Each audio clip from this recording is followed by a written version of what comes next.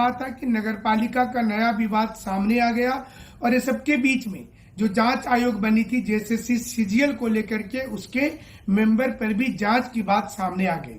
हम आज एक क्लिपिंग दिखाएंगे जो आज से 5 साल पहले का है, जब हमने ये मुद्दा उसी वक्त उठाया था कि जेपीएससी में बिना पीटी में शामिल हुए लोगों का भी चयन हो गया था। तो वो आपको दिखाएंगे ताकि आपको सत्यता का प्रमाण मिल सके। इसी बीच में सीडी प्रकरण में नया मोड़ आ गया है। आज फिर से एक मौका दिया जा रहा है सीडी जमा करने का। कल जो सीडी देर शाम को 2 मेंबर ने जाकर के 2 मेंबर यानी कि जो हम लोगों के ओर से गए थे, उसमें स्पष्ट नहीं कुछ दिखाई दे रहा था, सामने मुझे खोला गया था और उस पर भी आपको आज पूरा विश्लेषण करेंगे। इसके अलावा आपको बताएंगे कि जो जेएसएससी की ओर से कहा गया था कि उसने वो क्लाउज ही हटा दिया है जिसमें रिपीटेड क्वेश्चन का मामला बनता है, लेकिन जब उनके साइट पर देखा गया तो ये पता चलता है कि 2 साल पहले का क्वेश्चन सेम एग्जाम सेम जो रैंक होता है वैसे एग्जाम पर रिपीट नहीं किया जा सकता है। तो हमें अब लग रहा है कि जो अगर मान लीजिए सीडी प्रकरण में सपोज कीजिए कि सबूत में कुछ गड़बड़ी हो भी जाती है, इनके सोच लीजिए, तो ये वाला जो मुद्दा था जिसमें उसके साइट पर ही है, उनके बायलॉज में है, तो उस पर भी जेएसएससी बैकफुट पर जा सकती है। और एक कि क्या जांच आयोग के जो मेंबर हैं, क्या वो खुद जो जांच आयोग के मेंबर हैं उस पर खुद जांच चल रहा है, क्या वो कोई जांच की रिपोर्ट दे सकते हैं। पहले आपको हम 5 साल पुराना एक वीडियो अपना सुनवाते हैं। एक न्यूज चैनल में उस समय में हम थे और देखिए उसमें क्या हमने खुलासा किया था। जेपीएससी में पहली से लेकर 5वीं परीक्षा जो हुई है उसमें किस प्रकार से घोटाले हुए हैं ये देखकर आप दंग रह जाएंगे। आपने कई बार उस समय की मीडिया की खबरों में देखा होगा, लेकिन धीरे धीरे ये चीजें कौन हो जाती है।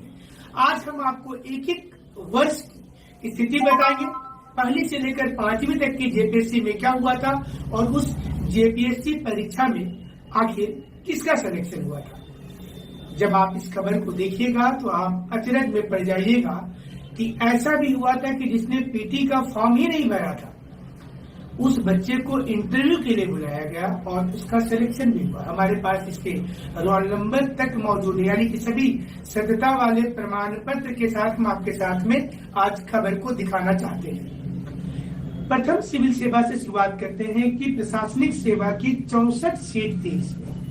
64 सीट जो थी इसमें 13 वैसे लोग अफसर बना दिए गए जिनकी उत्तर पुस्तिका की जांच ही नहीं हुई। तो अब देखिए वो आज फिर से सामने आ गया जिसमें गाय परेसे और दुर्गा पूजा परेसे लिखने वाले लोग बीडीओ, सीओ और डीएसपी बन गए थे।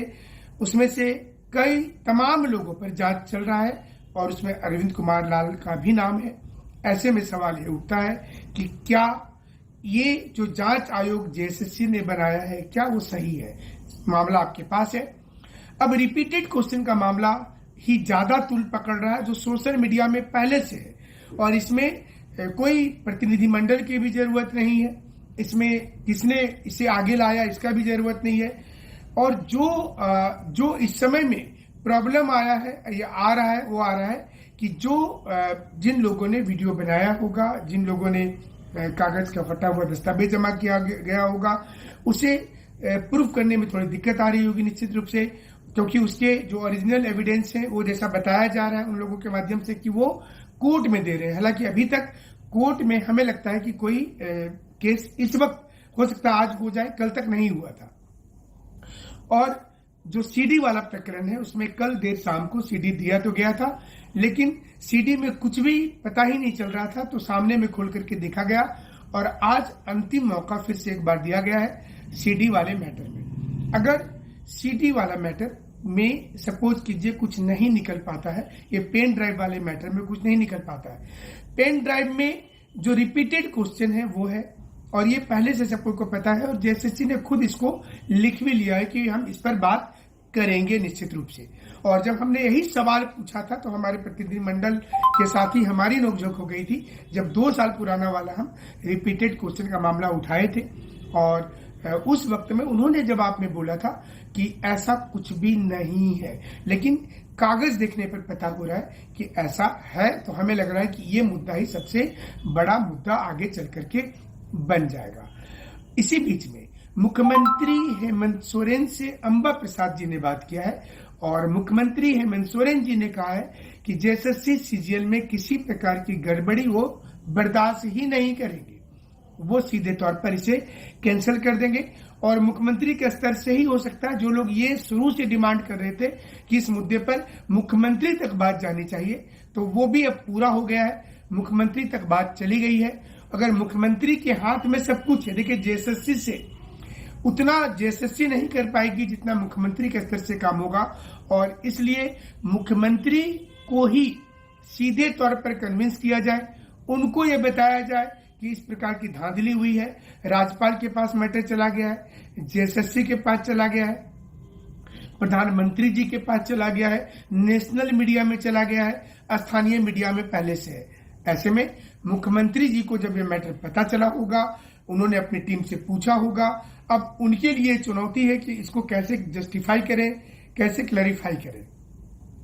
पीजीटी का मामला भी शांत नहीं हुआ था, लैब का शांत नहीं हुआ था, इसी बीच में जेएसएससी सीजीएल आ गया और ये तीनों मामला चल ही रहा था कि कल देर शाम को जब नगर पालिका का रिजल्ट आया तो एक बार फिर से स्टूडेंट को लगने लगा कि अब क्या करें, वो करे तो क्या करे, क्योंकि जिस प्रकार से चयन हो रहा है, जिस प्रकार से रिजल्ट दिखाया जा रहा है, उसे देखकर ये लग रहा है कि बहुत मुश्किल है झारखंड में अब नौकरी प्राप्त करना। ऐसे में जेएसएससी की भूमिका होती है कि वो अपना 1-2 कमिटमेंट एटलीस्ट पूरा कर दे। पहला, जेएसएससी को अपने साइट पर जरूर से ये डालना चाहिए कि जब तक हम जांच कर रहे हैं तब तक कोई रिजल्ट नहीं निकाला जाएगा। उन्होंने प्रतिनिधिमंडल से बातचीत किया था, इसे झुठलाया नहीं जा सकता, तो इसे जारी करना हमें लगता है कि जेएसएससी के लिए फायदा ही होगा। लोगों को यह भी लगेगा कि जेएसएससी देखो जो बोल रही है वो करके दिखा भी रही है, अगर वो अपने बात से पीछे हट जाएंगे तो ये मैसेज गलत जाएगा।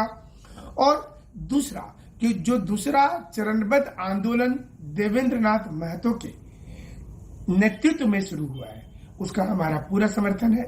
उन्होंने जिस प्रकार से प्लानिंग किया है, जिस प्रकार से योजना बनाया है, उससे लग रहा है कि प्रभाव सीधे तौर पर झारखंड सरकार पर पड़ेगा, क्योंकि आपको चोट कहां करना है ये समझने की जरूरत है। और उनकी अच्छी योजना है कि जहां जहां पर मुख्यमंत्री जी जाएंगे उस सारे स्थान पर स्टूडेंट उनसे इस पर सवाल पूछेंगे। देखते हैं आगे क्या होता है। बहुत बहुत शुक्रिया, बहुत बहुत धन्यवाद।